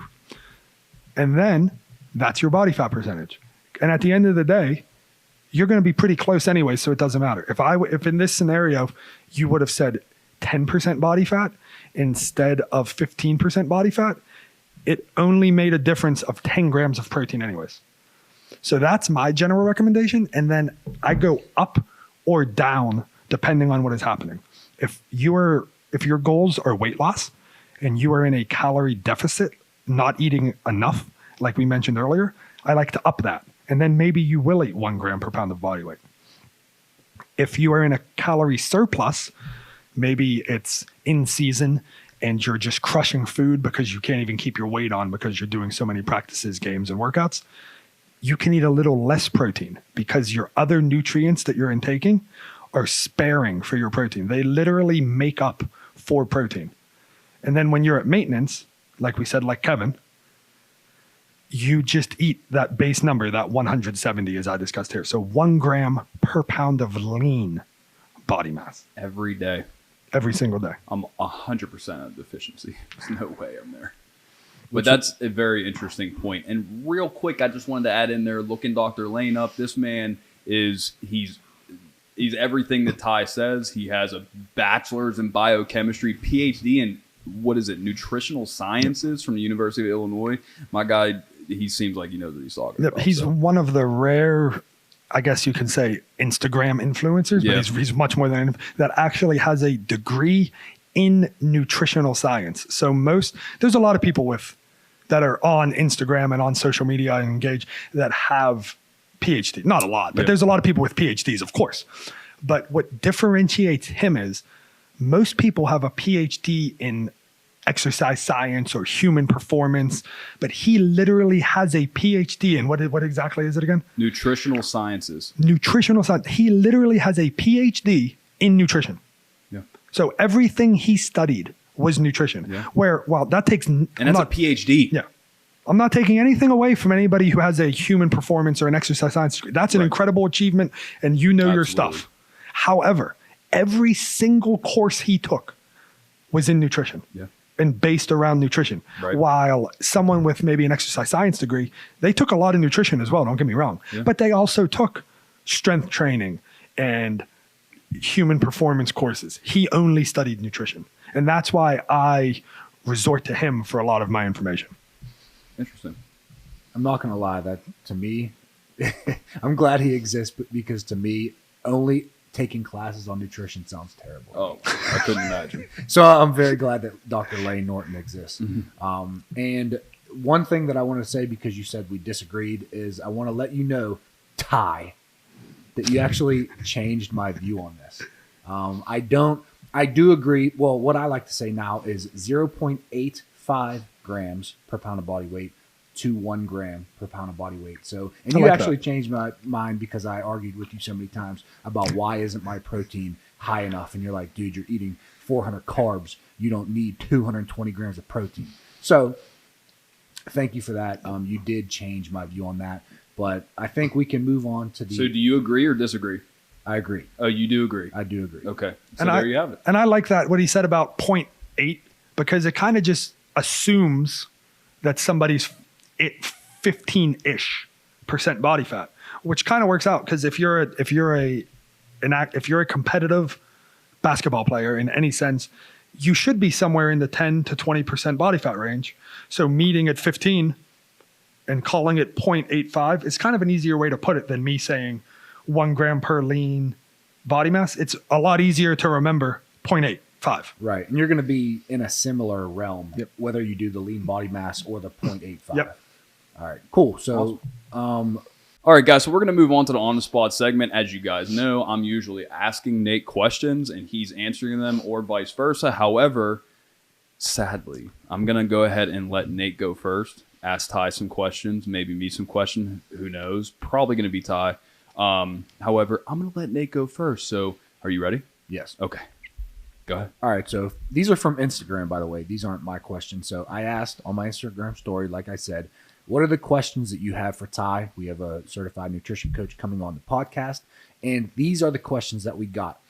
You can go into detail because I understand all of these need some detail, but let's not spend too much time on each question. So question number 1, and we can kind of go back and forth on this one. Should hoopers be in a caloric surplus in season? Yes, next question. You want to give it? Should we do that, or should we? Hey, I like it. It doesn't really matter. I'll elaborate. I was just like a little bit. But I'll just elaborate. I'll try to keep it to like 60 seconds. My first question was going to be like, "What's a caloric thing?" But I mean, I already know. Yep. So yes, you should, for the most part, I would say, be in a caloric surplus. If not, you should not be in a deficit. I don't know where he was coming from exactly with the question without actually talking to him, but maintenance or surplus, I would lean towards surplus, simply because your goal, your only goal in season is to optimize performance. And in order to optimize performance, you need to eat as much as you can without putting on an excessive amount of weight. So if you're putting on, Nate, how long is a basketball season? A normal season? About 2.5, 3 months. So 2.5, 3 months. So eating in a surplus means you're eating more than you're expending, and therefore you're gaining weight. So if you're gaining like 0.2 pounds a week for 2.5 months, you're probably only putting on 2-3 pounds of body weight, which is perfectly acceptable because your goal is to simply fuel your performance as much as possible when you're in season. I agree. I really don't have anything that I could say better than that. I love that answer. I would just say, adding on to that being at maintenance or in a surplus is also going to really help you recover, because you're going to be playing a lot of games, a lot of practices. You're going to have workouts, skill sessions, all of that, and you want to be able to recover from that. Next question. I know you already gave us your breakfast, but can you give us a different breakfast? Think about a high school kid that's, waking up before school, an example of a fast and easy breakfast that's not a Pop-Tart like Kevin. All right, fast and easy. Fast. So I don't want to tell you to have a protein shake because that's just lame. You should not have a protein shake for breakfast. I can count eggs as fast, that is awesome. I think a way to make eggs fast is to do hard-boiled eggs. If you don't know how to hard-boil an egg, go on to Amazon and they make this little thing. I don't even know. It's probably called like an egerizer. I have no clue what it's called. But if you Google it, you will find it. You drop it in the water with your eggs, and it like changes colors when it's done. So now anybody can hard boil an egg. You don't have to guess when the eggs are. You put your eggs in your boiling water, you drop in your little eggerizer, and it literally tells you when your hard boiled eggs are done. So hard boiled eggs and a bowl of some kind of whole grain cereal, maybe something like Chex, any kind of Chex you want. I don't care if you have the Chex, the chocolate Chex, the cinnamon Chex, the honey nut Chex. I don't care what Chex you have. Dude, Chex. Any Chex. Fire. What kind of milk? Skim, whole? As a high schooler, I would have any milk you want. Yeah. Whole milk is fine. Because I personally have not had a glass of whole milk in I don't know how long. I just, for personal preferences, I have almond milk. However, whole milk is actually optimal for younger demographics because it's going to, literally it does. It helps build your bone. And I'm pretty sure skim milk and 2% milk and 1% whatever, that stuff was only really invented for people that were lactose intolerant. Still, and until like almond milk started coming out and goat milk and whatever, all these other alternatives, I'm pretty sure that stuff was only around for like older people that couldn't tolerate the amount of like lactose, correct or no? Yep. So if I would drink normal milk, and I do sometimes, I was being a little dramatic there. If I would drink normal milk, I would just drink whole milk. Yeah. It's literally called just watered down. It's called whole milk for a reason. Right. Skim milk is literally just watered down and it actually has added sugar. Oh, really? Because that's how they keep the flavor up. Interesting. Okay. Oh, hey, real quick, by the way, when I was actually working out structured, okay? 10 years ago. Working out, okay? No, it was like, what, 4, 5 years ago? Regardless, doesn't matter. I was having overnight oats. Yay or nay? Fire. Yeah, right? Because you put them in the fridge, and they sit there all night, and then you don't even got to do nothing in the morning. You just take them out. And perfect. In that scenario, as much as I don't like to just recommend protein shakes, slap a scoop of protein in the morning. Really? Yeah. And you literally have your whole breakfast. Yeah, there you go.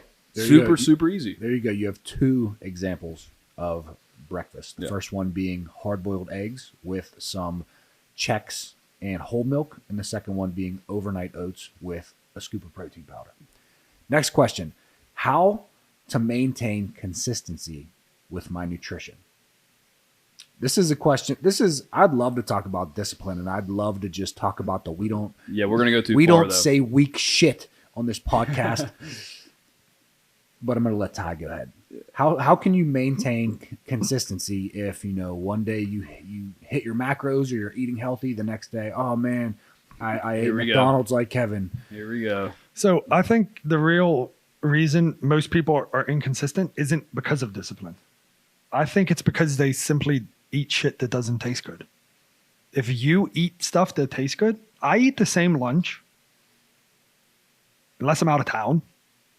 I eat the same lunch every single day, and it's healthy. My lunch, I literally have white rice with soy sauce on it, grilled chicken, and then I put barbecue sauce on top. Now I have like that G Hughes or whatever it's called, like low sugar barbecue sauce, but barbecue sauce and some kind of nuts, and I mix up the nuts. Almonds, cashews, pistachios are my favorite, but I eat that every single day.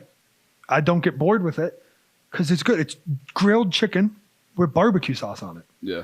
So it's about finding foods you like. That's the way you're going to stay disciplined.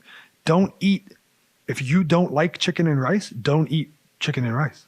If you don't like eggs and oatmeal, don't eat eggs and oatmeal. Right. Get some turkey lunch meat and fry it in the pan with some cooking spray and have a bowl of Chex. Just don't find things that you like. That's the only way. That's literally the only way that you're going to stay disciplined. Because at the end of the day, there's going to come a time where you're going to be weak. I don't care who you are. You're going to be weak-minded. You're not going to follow what it says. I got a whole tub of pumpkin muffins at home right now. Little mini pumpkin muffins. I shouldn't have had one with my breakfast. I had a pumpkin muffin with my breakfast. But does that make me weak? Maybe. But I don't really care what I eat right now. I'm eating at maintenance. But my point is that you need to just find what you like. If you try all the things we said and they all suck, send Nate a message. I hated everything. Send me a message. and tell me that you hated everything I recommended. What else can you eat? Because that's the only way you're going to stay consistent, is if you actually enjoy what you're eating. I actually want to have a debate on this. I will gladly give up some of my time so me and you can share our personal views based off of what he just said, because I know you have a different opinion, and I definitely have a different opinion. I also don't believe it takes discipline to eat right and all that other stuff. I believe it has something to do with completely something else, but I want to know what your opinion is, Nate. What's your opinion on that? So I agree 100% that so here's the real answer. There's not one thing that you need. Oh, if you have discipline, you'll keep to it forever. It's going to be a combination of all these things. You have to be eating what you like to eat. You have to have the discipline to eat, healthy most of the time, quote unquote healthy.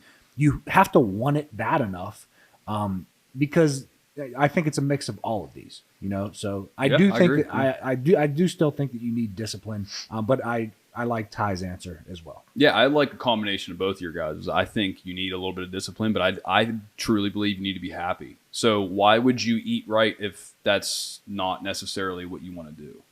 If you want to eat right, you're going to eat right, right? I mean, that's just what it is. And it's going to make you feel happy, and you're going to keep doing it, and you're going to be consistent with it.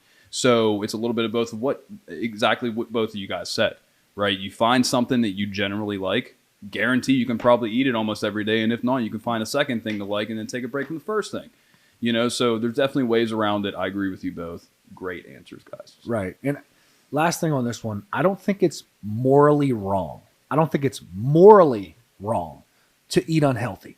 I don't think there's anything wrong with that. Biologically and from a performance standpoint, it is not optimal to eat unhealthy all the time if you're trying to optimize your performance as an athlete. So this is why I harp on it a lot.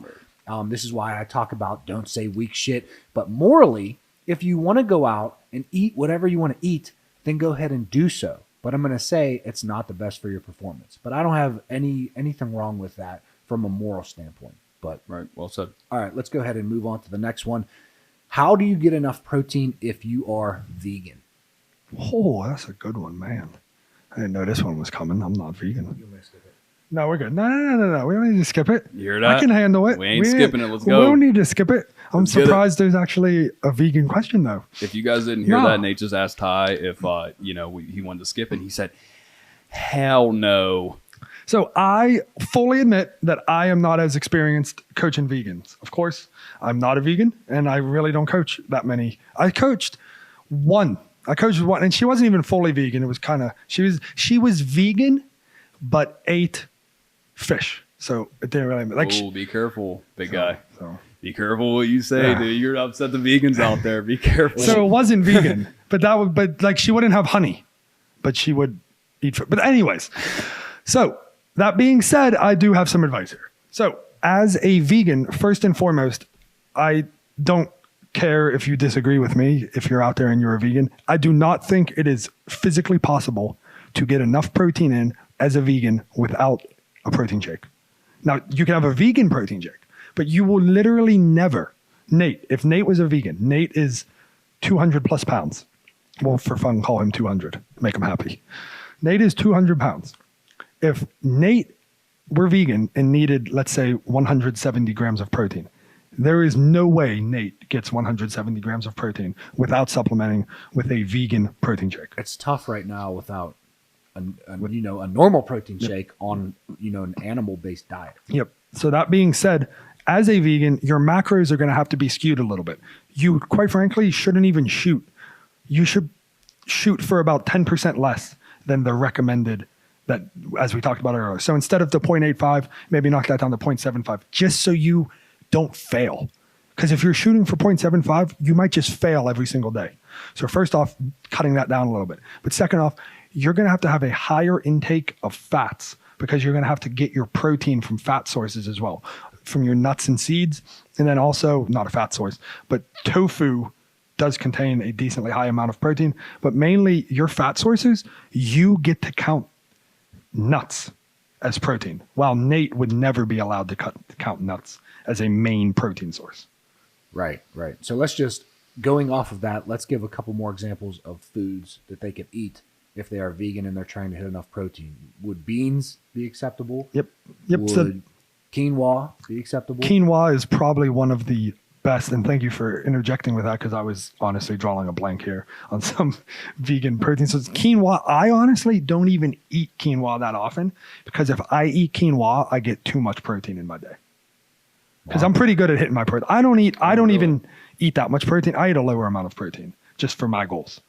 But if I eat quinoa, I eat too much protein for my day because of the amount of carbohydrates that I need from that quinoa. So quinoa is an incredible, I think quinoa has about 8 grams for one serving, 8 grams of protein, which is more. It's clean, right? Yeah. Quinoa? Quinoa is just as healthy as rice, oatmeal. Nice. It's actually healthier. I think it tastes Yep. good in and of itself. But it is, disclaimer, it is more expensive. It is. So especially if you're buying it in like a pre-packaged, pre-cooked form. Trader Joe's. Yeah. If you're eating quinoa, you have to just cook it. Like suck it up and cook your quinoa because if not, you're going to be poor. Yeah.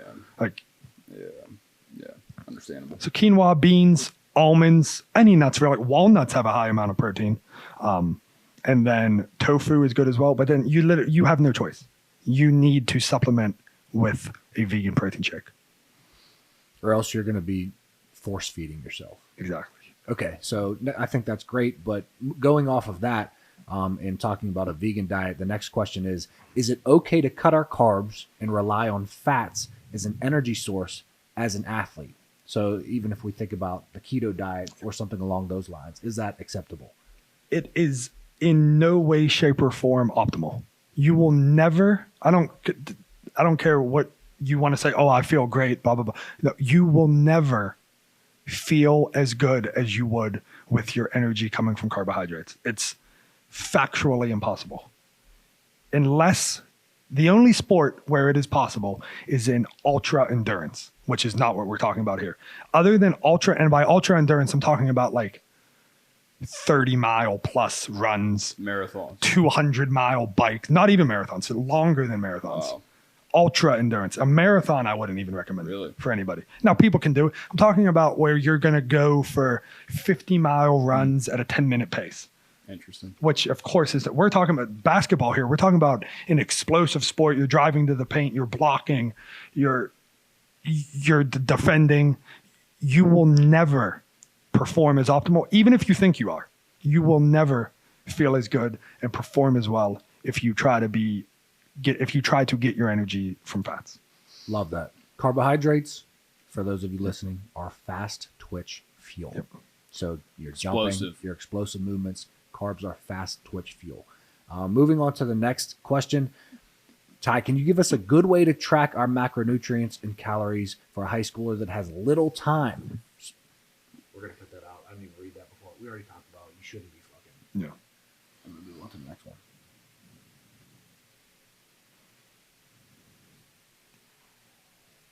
This is just going to be my last one. All right. Okay. Advice on athletes that. Sorry, that ain't hitting their. Just read it as a sentence. Just read it. Read it exactly like that, dude. All right. And this is quote unquote advice on athletes that ain't hitting their nutrition right because they lack financially. So we're going to rephrase this one. Advice for people who struggle financially to hit their nutrition goals. Correct. Okay. I was just making sure we all were following out there. I mean, I understood. A lot of people out there might not. Well, that's because he talks like you. You're right. All right. So we already touched on what we need to be eating and when. So now we'll break it down from a more of a financial standpoint. So we were talking about your post-workout. Well, we already hit on those bananas. So if we're talking about not being in the best spot financially, let's forget about Gatorade because that's kind of a luxury per se. The powder's cheap. That's true. Yeah, you can get the powder for cheap. So no excuses there. But for the Gatorade. no, I don't know if you can convince your mother and your father True. or whoever it is that watches over you to buy you Gatorade powder. You can convince them to buy you a banana. That's but true. I'm going to argue with you that I don't know if money is that tight, your parents are going to buy you Gatorade powder. Yeah, that's true. So I'm going to fight you on that one. Gotcha. But you could steal your homeboys Gatorade. plan B. So when we're going to go all the way back, we'll break it down from breakfast. So from breakfast, oatmeal, eggs are cheap. Don't worry about cage-free or any of that nonsense. I mean, I do, but it's nonsense for a high schooler. Oatmeal, eggs, off-brand cereal, whole milk, like we were saying before. I will say you're probably going to struggle to convince your parents to buy you protein powder. So instead of a protein powder, what you're going to have to do after your workouts is making sure that you're getting that meal in even sooner. I know I jumped ahead, but that was just in my brain. We'll come back to that. Moving on to lunch. You're probably not going to be able to pack your lunch. So now you're going to have to work with what the school gives you. Kevin, maybe you can inform me of what's going on at school lunches. Do you have any clue? No. Well, yeah, it's basically the same stuff, just kind of like a healthier. I think there's healthy alternatives. We got like apples and. But yeah, I mean, it's the same stuff, they were giving us, I'm sure, highly processed foods. I mean, think about Carrick. They had a pizza line. Right. They had a chicken wrap line. They had a salad line. Snack line. Right. Yep. I would always go for the chicken wrap line because you could get your chicken. My wrap would be my carbohydrates. Yep. So I would definitely avoid the pizza line at all costs. That's just in season. You don't need that weighing you down. The actual pizza part is fine, but the cheese and the pepperonis, that's just crap. Especially from school, kids. The pizza from school tastes great, but it is not good for you. Yep. That's it. So whatever alternative they have, they're always going to have something other than pizza. Now, if they have something like a peanut butter jelly, that is fire. Grab that immediately. If they have like those pre-wrap, what are those little like Smucker's pre-packaged peanut butter, those are fire. Those are Grab Uncrustables. those. Uncrustables, Oh, yes. yeah. Grab those every single time they have those. That's your lunch. Because really, those chicken wraps, they're probably not even giving you that much chicken. You probably got like 1 ounce of chicken in that. But no, seriously, grab that. Grab some fruit. And if they have something, they definitely don't have honey. They don't got honey. No, they don't got honey at these public schools. But take advantage of what they have. After listening to this podcast, what the good options are. Avoid that pizza and grab whatever the alternative is. Moving on to practice. Like I said, after practice, you're probably not convincing your parents to buy you a protein shake. So for you, you're going to have to get that meal in as soon as possible. So you can have that banana because you should definitely, if your parents won't buy you a banana, hit my DMs at Ty Miller Fit and I will send you money via Venmo to buy some bananas. I'm like 100%. I will buy you bananas. We'll test that theory. I'm going to scam him and say, yeah, we're going to test that theory. I'm going to create an account and say I can't buy bananas. We're going to we have some ideas. And then after your workout, get home. You're kind of stuck at whatever your parents are making, whatever your caregivers are making. So that being said, have a conversation with them. Explain to them that chicken is cheap. Just a prepackaged chicken. I mean, you can get. It's probably about $3 a pound, not even $2.50 a pound, depending on where you live, for some chicken. And as a high schooler, you only need like 3 grams, 4 grams of chicken. So you can get that chicken. You can get meat in bulk, ground beef, ground turkey is a little bit more pricey. So let's avoid the ground turkey. Ground beef, cheap lunch meat. Like I said, lunch meat is perfectly acceptable, but you're basically going to have to cut that post-workout shake and just get that meal in even sooner. So let's say not a high schooler now, because we talked a lot about high school. Let's say a college athlete. Well, no, let's say somebody who has a job who is buying all of their own food. They're not in high school. What's an example of a lunch they can do and then a dinner that they can do? So from a financial standpoint, first thing you can do to save money on food is just quit eating out altogether. The amount it takes to eat out once. So what's Chipotle cost? $10? If you get the chips and guac, we're talking about like $12. That's 3 days of eating in this scenario. So for lunch, what you want to do, definitely, because let's say you have lunch and you're going to go train, something like a sandwich, something like a salad. If you can get those salad kits in bulk, you don't need one of those fancy pre-made salad, like those salad kits. I'm talking about like the 99 cents generic salad kit. You don't need the fancy salad. Or just the lettuce. There's romaine lettuce, like the leaves, the big. You guys know what I'm talking about, right? Oh, yeah. The romaine lettuce, get that, chop that up, have a salad with, like I said, you've got any meat source you want. Ground turkey, ground chicken, ground beef, chicken breast. Buying your food uncooked. So when you start buying the pre-cooked chicken, when you start buying lunch meat, when you start buying even That's pretty much it. I don't know. When you buy your food pre-made or already cooked, even something like a rotisserie chicken, that's what I was looking for, it costs more. When you cook your own food, you can cook chicken in any way possible. You can grill it. You can throw it in the oven. You can cook it on the stovetop. It doesn't matter. When you cook your own food, you're going to save money. So same thing can be said for the rice. Don't buy pre-made rice packets. So for lunch, if you want chicken and rice, chicken beef salsa, maybe you have some chips even, doesn't matter. Chips are fine in moderation. Cook your rice at home. You can go on Amazon right now, get a rice cooker for $30.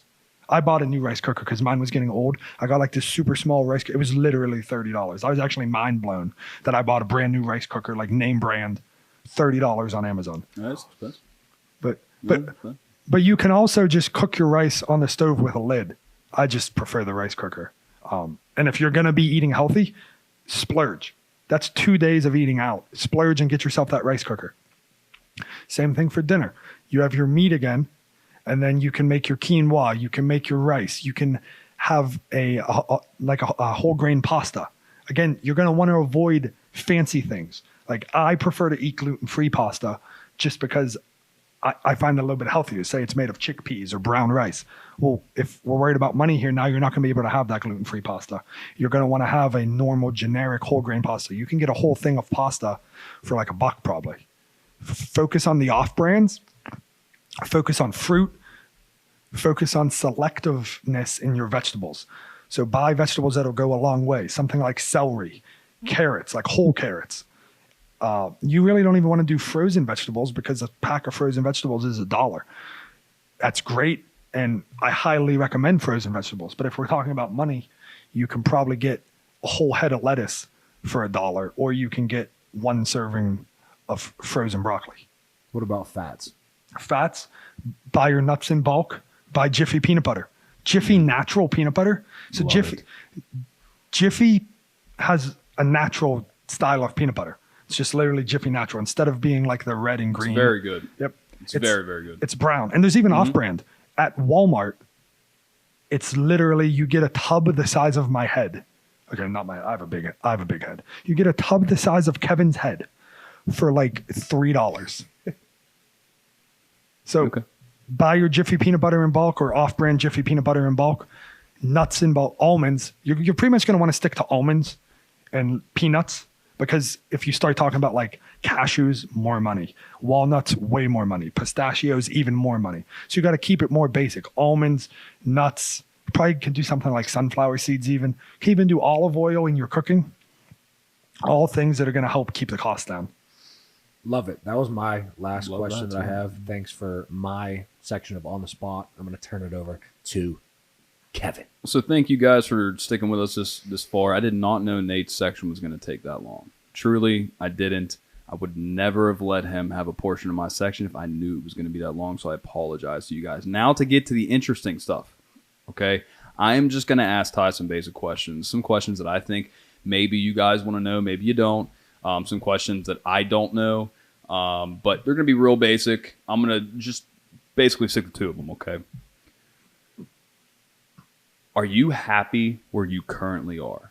And if you are, which I'm sure you are, but if you are, do you have any doubts or do you have any regrets that you have made along the way of, you know, basically learning about nutrition? Is there anything that you would do again that would maybe make your life easier with what you do now? Yep. So I am definitely happy and content with where I am. I do well. Okay. I'm not, like I said earlier, I think I am in no stretch of the imagination rich. Yeah, I'm not asking about wealth, but no, I got you. Okay. But I think it's important though to mention as well, because a lot of people in a lot of hoopers or especially high school, college, admittedly, they're not going to make the NBA. They're not going to make professional sports. And a lot of them are probably going to turn to health and fitness because they love it in their careers, and just know going into it. Right. I could see that. Yeah. Getting rich off of it. Right. Maybe. Yeah. I mean, who's PJF? Yeah. Obviously he's doing well. He's doing quite okay. Yeah. But I just wanted to preface with that. Yeah, absolutely. But I think the thing that I did in my in growing my knowledge and my coaching, I always cared more about learning than I did growing my business. Gotcha. And that made me very knowledgeable. Yeah, yeah. And I obtained multiple certifications, but I probably should have focused a little more on promoting myself. Well, and the social media side of things. I can agree with that, but I can also disagree because just based off of what you said before in our conversation before, Nate kind of dove into the main part of the podcast. Just from not seeing you for the past decade and not really having any idea of what's going on in your life, my first impression is just based off of what you said earlier, that you don't really care about the money. It's not about the money. You want to make a decent living, but you really care about the way people are eating out there, and you want to change the agenda when it comes to, what people are putting inside their bodies. And I can already see that from you. I mean, I have no doubt that, you just really don't care about the money. And that's not a bad thing. It's just not a bad thing. As long as you're happy and you're living well. I mean, hey, it's not a bad thing. I respect you a lot more is what I'm saying for caring about, I wouldn't even call them customers, just the people that you're looking out for. Yeah, I appreciate that. And that's really what I like about working with Nate so much is Nate has a bigger platform than me, much bigger platform. And that is on social media, YouTube, Instagram. Your Instagram's way bigger than mine, right? How many you have on Instagram? I have 12,000 as of right now. You have 12,000 now on Instagram? Yes, but I want to barely interrupt have you. 1,000. I want to interrupt you. I think it's by far better to be in your situation, being that you have all of this knowledge with a smaller social media presence than having a big social media presence and not having that knowledge, because then you're just bullshitting people and putting garbage out there. Right. So you having all this knowledge, the people are going to come, the business is going to grow because you are putting out such quality content like you are. So I just wanted to say that's what I like about working with Nate is to share my knowledge with Nate and to get an opinion from someone who's in the trenches with performance athletes every day, and then to have him come to me at times even to distill knowledge onto his audience. I see it. I definitely see it. I can definitely make the connection. If I can make the connection, I definitely know other people can make it too. So just moving on to like the next part, is there anyone you want to kind of show love to when it comes to just like other nutritionists, people that have, looked out for you, given you some things along the way? Is there anybody that say you're too busy that you would recommend, another nutritionist? You have anybody out there in mind? Anybody you want to show love to? I think, of course, like I mentioned earlier, Lane Morton, and he does have, he has a humongous coaching business with multiple coaches under him. And then the biggest influence actually in my nutrition career is, like I mentioned earlier, the Nutritional Coaching Institute. And the owner of that company is Jason Phillips. And anybody who, if you're searching for a nutrition coach, look for it's typically referred to as the NCI level 1. I mean, there's also a level 2 and all kinds of other certifications that they offer now. But that certification, in my opinion, the NCI level 1, the Nutrition Coaching Institute, I think they're working on a database with all their coaches. I don't know if that's up and running yet. It's probably not, because no one's reached out to me about it. Anyways, that is the most practical. Okay.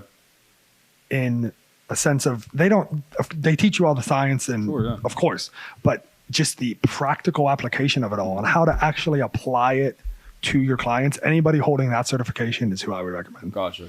Okay. And kind of wrap my portion of this up, Nate, I wanted to kind of turn it to you. Why did we ask Ty on the show? What kind of benefit do you think that he can bring to your listeners? So besides the obvious. I mean, Ty, the reason that I wanted to have Ty on the show is because Ty knows more about nutrition than I do. That's quite frankly, I could come on here and I could talk about nutrition and I could do a damn good job. Or we can have Ty on here and he could do a better job. So I'm not trying to toot my own horn when I say this, but literally every single thing I do, every Instagram post, every YouTube video, every podcast, I think about what would best help the viewers or the listeners or the athletes who are watching or listening to this. And I could do it myself, or I could bring Ty on and he could do it even better. So honestly, that's why I wanted Ty to come on here, because he just knows his stuff. And that makes sense. And Ty, where can you tell them, where to find you if they want to, get a little bit of Ty Miller? Yep. So I'm pretty much only active on Instagram. I mean, I'm like active on Facebook as well, but Okay. I don't really want that many friends on Facebook. I gotcha. So on my Instagram, I'm Ty Miller Fit, TYMILLER. I can't say L. I realized that. No, the it's other day. fine. Yeah, no. I don't know why I can't say the letter L. Here, I actually got it right here. All right, there we go. It's Ty, T-Y, Miller, common spelling, MILLER, and then Fit, F-I-T. No spaces, all lowercase. Yep. And then I technically have a coaching website, but I pretty much just do all my talking with clients and Gotcha. engagement through social media. But Yeah. technically, my website is m3nutrition.com. Okay. I don't know how I got that domain. Pretty happy with it, though. Yeah, that's awesome. Yeah. Yeah, that's awesome. Okay. I just wanted to ask you Yeah, of because, course. in case you guys are interested, go check him out. Show him some love. Thank you for listening. This is the end of my segment. I appreciate you guys. One shout out I wanted to give out was to Willie. Willie, I didn't forget about you. You're getting a shout out in the podcast that's coming out this week. However, you're my boy, Willie. Keep commenting, and keep giving me the thumbs up and the hearts and stuff. You're my boy, Willie. On to you, Nate. All right. So, yeah, definitely follow Ty on Instagram. Also, unfortunately, you should follow Kevin on Instagram. You can, but I mean, you don't have to. You know, like you don't have to. They don't have to, but you're a part of this business Yeah. at this point. Yeah. And you are going to be 50-50 with me from here on out, even though somehow we're 50-50, but I do 100% of the work. I don't know That's how a that lie. works. But yeah, follow Ty on Instagram. Send him a DM. He answers all his DM. Get those bananas. Yes. Yeah. Get those bananas. Oh, that's right. I almost forgot about it. I'm doing it. I'm gonna reach out to him on my own, like personal IG, be like, hey, bro, you got like $10 you can spot me for a couple bundles of bananas. Yeah, so follow Ty and follow Kevin on Instagram. And check out our programs. Links will be down below in the description. We do have that new in-season program that is out. I know the season is coming up for a lot of you, so check that out. And check out our supplements, this, that, and the other. Like, comment, subscribe. Please leave us a review on Spotify, Apple Podcasts, wherever you are listening. And this is it for episode 4 of the Action Athletixx Podcast. Remember to take action because action is everything. Peace. See ya.